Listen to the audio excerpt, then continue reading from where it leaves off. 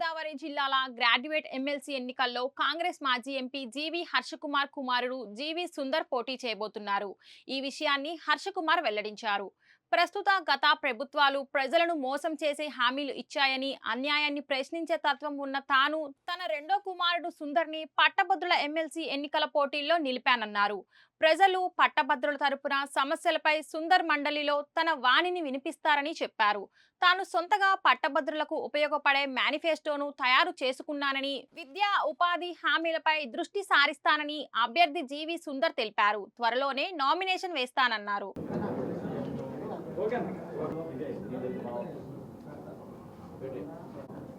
Graduates MLC ఈ ఉభయ గోదావరి జిల్లా గ్రాడ్యుయేట్స్ ఎమ్మెల్సీ నామినేషన్స్కి ప్రభుత్వం డేట్ ఇచ్చింది. ఈ నెల అంటే ఫిబ్రవరి 27ని పోలింగ్ డేటు. దానికి మిమ్మల్ని అందరినీ అభ్యర్థించడానికి వచ్చాను. మీ తరపున మీ ద్వారా గ్రాడ్యుయేట్స్ అందరినీ అభ్యర్థించడానికి వచ్చాను. ఎందువల్లంటే మా అబ్బాయి జీవి సుందర్ ఈ గ్రాడ్యుయేట్స్ ఎమ్మెల్సీ కింద కంటెస్ట్ చేస్తూ ఉన్నాడు. అంటే వంశపారంపర్యంగా తీసుకెళ్దామని ఉద్దేశం కాదు.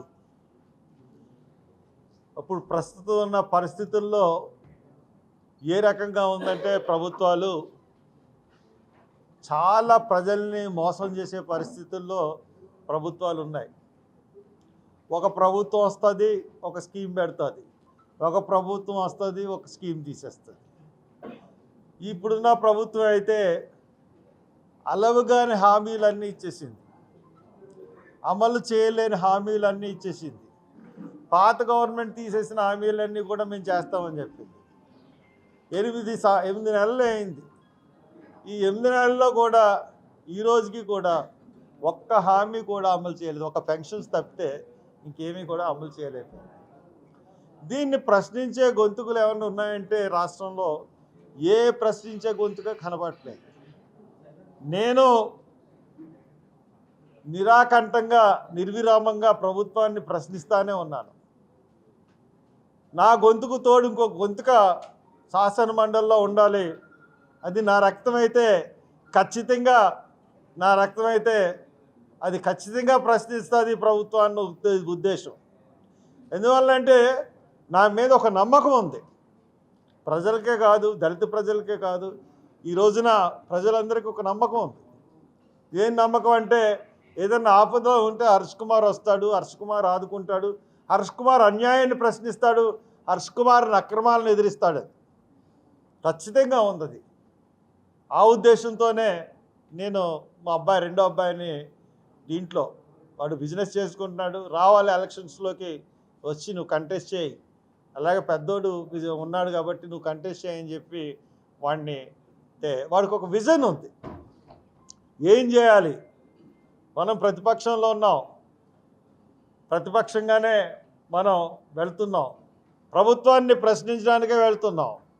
అయినా సరే మనం ఏ విధంగా మరి ఈ గ్రాడ్యుయేట్స్ని ఆదుకోవాలి, గ్రాడ్యుయేట్స్కి ఏ స్కీముల ద్వారా మనం మంచి చేయగలుగుతామని ఒక ఆలోచన చేసి ఒక మేనిఫెస్టో తయారు చేసుకుని దాని ద్వారా ప్రతి ఒక్క గ్రాడ్యుయేట్స్ని కలవడానికి ప్రయత్నిస్తూ టీచర్స్ని, ప్రైవేట్ టీచర్స్ అందరినీ తీస్తూ వెళ్తూ ఉన్నారు. అందరికీ నమస్కారం అండి. నేను జీవి సుందర్, అమలాపురం మాజీ పార్లమెంట్ సభ్యులు హర్ష్ కుమార్ గారి అబ్బాయిని. నాన్నగారు చెప్పినట్టుగా ఈస్ట్ వెస్ట్ గోదావరి గ్రాడ్యుయేట్స్ నియోజకవర్గం నుంచి నా ప్రాతినిధ్యం వహించడానికి ఒప్పుకుని మీ అందరి ముందుకి గ్రాడ్యుయేట్ ఎమ్మెల్సీ కంటెస్టెంట్గా వచ్చాను. అయితే నన్ను ఈస్ట్ వెస్ట్ గోదావరి గ్రాడ్యుయేట్ ఎమ్మెల్సీగా నిన్ను పోటీలో నించోబెడతాను అని నాన్నగారు నాకు చెప్పిన తర్వాత నేను ఒకటే ఆలోచించుకున్నాను. నాకు యూజువల్గా ఏ పని చేసినా కానీ కొంత హోంవర్క్ చేసుకోవడం అలవాటు. ఆ హోంవర్క్లో భాగంగా నా ముందు పోటీ చేసి నగ్గిన 3 గ్రాడ్యుయేట్ ఎమ్మెల్సీల యొక్క పనితీరు రైట్ టు ఇన్ఫర్మేషన్ యాక్ట్ పెట్టుకుని తీయించుకోవడం జరిగింది. 3 అటెండెన్స్ తీసుకున్నాను. వాళ్ళ కౌన్సిల్ అడిగిన క్వశ్చన్స్ కూడా తీశాను. తీసి అందులో వాళ్ళకన్నా మనం బెటర్గా ఎలా పర్ఫామ్ చేయొచ్చు అన్న ఆలోచనలోంచే నా ఈ మేనిఫెస్టో నేను తయారు చేసుకోవడం జరిగింది.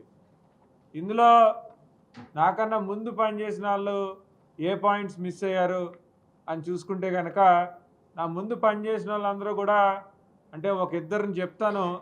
వాళ్ళు అంటే గ్రాడ్యుయేట్ కాన్స్టిట్యున్సీ అనగానే ఎంత ఖర్చు పెడతారు అన్న ఆలోచన వస్తుంది. లేదంటే నా ముందు జస్ట్ 2019లో కమ్యూనిస్ట్ పార్టీ నుంచి ఎన్నికైన ఆయన గ్రాడ్యుయేట్ సమస్యల గురించి తక్కువ మాట్లాడారు, ఎక్కువ ప్రభుత్వ ఉద్యోగస్తుల గురించి మాట్లాడారు. నేను నా దృష్టిలో గ్రాడ్యుయేట్ ఎమ్మెల్సీ అనగానే నిరుద్యోగ సమస్య గురించి మాట్లాడాలి, లేదంటే ఎంప్లాయ్మెంట్ జనరేషన్ గురించి మాట్లాడాలి, లేదంటే గ్రాడ్యుయేట్ అయ్యి బయటకు వస్తున్న పిల్లలు ఎవరైతే ఉన్నారో వాళ్ళ సమస్యల్ని ప్రభుత్వం దృష్టికి తీసుకెళ్ళి వాటిని ఎఫెక్టివ్గా రిప్రజెంట్ చేయాలి అన్న ఆలోచనలోంచి నా ఈ మేనిఫెస్టో నేను రెడీ చేసుకోవడం జరిగిందండి. ఇందులో ముఖ్యంగా నేను తీసుకున్న points education, employment, job security, గ్రాడ్యుయేట్స్కి సంబంధించి. ఇందులో మెయిన్ పాయింట్స్ మీకు చెప్తాను. అది ఎంప్లాయ్మెంట్ ఎక్స్చేంజ్ సెంటర్. ఈ ఎంప్లాయ్మెంట్ ఎక్స్చేంజ్ సెంటర్ ద్వారా నిరుద్యోగులు లేదంటే గ్రాడ్యుయేట్ చదివి బయటకు వస్తున్న పిల్లలు, విద్యా సంస్థల్లో గ్రాడ్యుయేట్ చదువుతున్న పిల్లల యొక్క స్కిల్ సెట్స్ ఈ ఎంప్లాయ్మెంట్ ఎక్స్చేంజ్ ఆఫీసర్ తెలుసుకుంటాడు.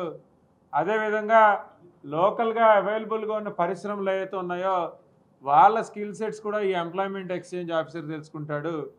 తెలుసుకుని ఈ ఎంప్లాయ్మెంట్ ఎక్స్చేంజ్ ఆఫీస్ ద్వారా ఈ రెండింటిని కనెక్ట్ చేస్తే దీని ద్వారా నిరుద్యోగ సమస్య మనం చాలా వరకు అరికట్టగలమని గట్టిగా నమ్ముతాం.